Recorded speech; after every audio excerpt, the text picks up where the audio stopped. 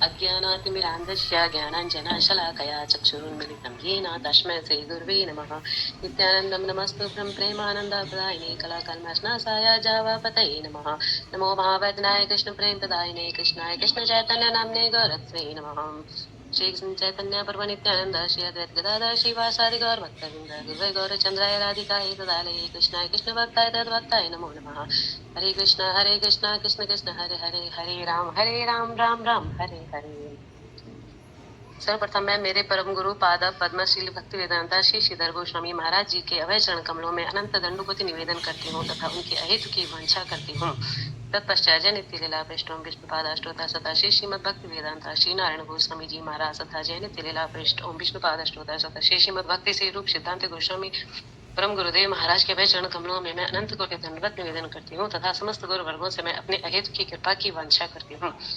साथ ही अपने शिक्षक गुरु श्री संजय प्रभु जी एवं और यहाँ उपस्थित सभी वैष्णवियों को मेरा दंडवत प्रणाम। तो आज की जो कथा हम श्रवण कर रहे हैं उसका विषय है श्री रूप शिक्षा। जब श्रीमन महाप्रभु वापस प्रयाग में पहुंचे तो वहां उनकी भेंट श्री रूप गोस्वामी से हुई। जगन्नाथपुरी से वृंदावन आते समय श्री चैतन्य महाप्रभु बंगाल में जब रामकेली नामक स्थान पर पहुंचे तब वहां पर श्री रूप अपने ज्येष्ठ भ्राता श्री सनातन के साथ महाप्रभु से मिले थे। ये दोनों वहां के बादशाह हुसैन शाह के क्रमशः वित्त मंत्री एवं प्रधानमंत्री थे।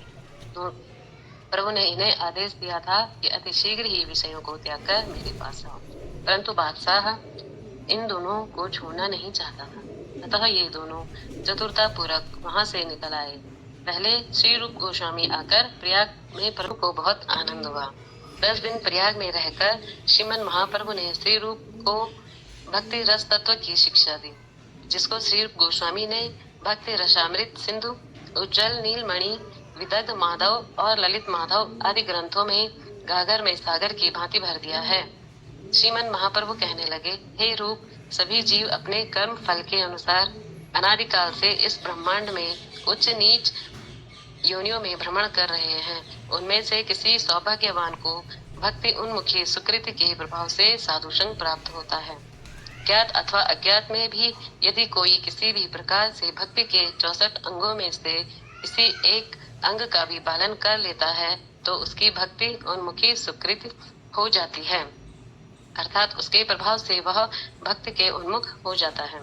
तत्पश्चात साधु संग में गुरु की महिमा जानकर गुरु एवं कृष्ण की कृपा से भक्ति लता का बीज अर्थात श्रद्धा प्राप्त करता है।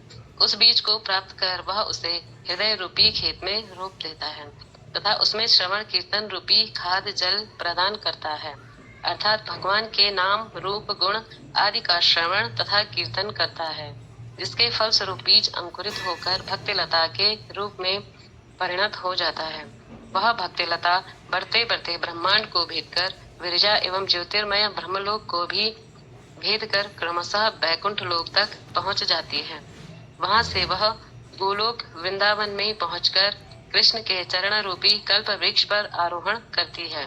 कृष्ण के चरणों में आरूढ़ होते ही उस भक्ति लता में प्रेम फल प्रकट हो जाता है। अभी तक माली अर्थात श्रद्धावान भक्त जिसने भक्ति लता बीज को अपने हृदय क्षेत्र में बोया है को उस लता को श्रवण कीर्तन रूपी जल से सींचना पड़ता है।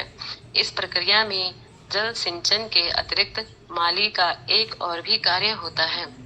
जब लता बढ़ने लगती है तो उस समय उसे लता के चारों ओर कांटों की बाड़ लगानी पड़ती है, जिससे कि कोई जंतु जानवर आकर उसे खा न जाए।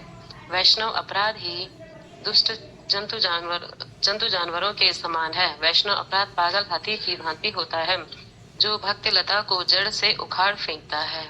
ऐसे समय में एक अन्य बाधा भी लता को बढ़ने से रोक देती है, अर्थात जब लता बढ़ने लगती है तो उस समय यदि लता में उपशाखाएं अधिक हो जाएं तो लता अच्छी प्रकार से बढ़ नहीं पाती। जल खाद आदि पाकर उपशाखाएं तो तेजी से बढ़ने लगती हैं, परंतु मूल लता का बढ़ना बंद हो जाता है। भुक्ति अर्थात भोगों की इच्छा, मुक्ति की इच्छा, शास्त्र विरुद्ध आचरण, जीव हिंसा, मान सम्मान की प्रबल इच्छा आदि ही भक्ति लता में उपशाखाएं हैं। इसलिए साधक को चाहिए कि वह श्रवण कीर्तन रूपी जल सिंचन के समय ही इन सब उप शाखाओं को काट डाले। तभी मूल भक्ति लता तीव्रता से बढ़ते हुए वृंदावन में श्री कृष्ण के चरणों में पहुंच सकती है तथा उसमें प्रेम फल लग सकता है। यह प्रेम ही जीवों के लिए परम पुरुषार्थ है।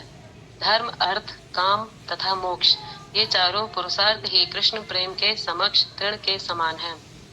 इस प्रकार स्त्री रूप गोस्वामी को शिक्षा प्रदान कर श्री चैतन्य महाप्रभु ने लुप्त लीला स्थलियों को प्रकाशित करने का आदेश देकर उन्हें वृंदावन भेज दिया तथा स्वयं पुनः काशी में चंद्रशेखर वैद्य के घर पर उपस्थित हुए।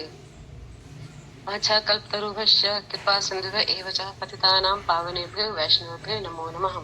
श्रीला गुरुदेव भगवान की जय।